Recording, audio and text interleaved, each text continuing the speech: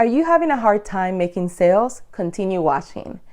Being an Etsy seller is more than just having a great product. It's about having a product that solves a problem for your customer. And when you could tap into the needs and wants of your target market, you will be able to sell the solutions they're looking for rather than just another product.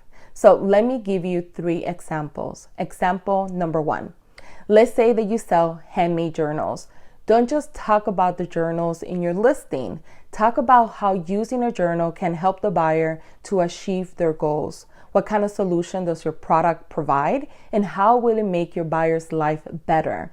That's what you need to focus on in your listings, and that's what will ultimately sell your product. Example number 2. If you're selling jewelry, you're not just selling a piece of metal or stone, you are selling happiness or love or self-expression. Example number 3, if you're selling a skincare product, don't just list the ingredients. Instead, talk about your product and how it will make the buyer's skin feel soft, smooth, and healthy. As an Etsy seller, I have learned that the key to success is not in selling a product, but in selling a solution. Customers don't want to just buy a thing, they want to solve a problem. And the best way to do that is to figure out what problem your product solves and then market it accordingly. And when you market your products as a solution to a problem, you are more likely to make a sale.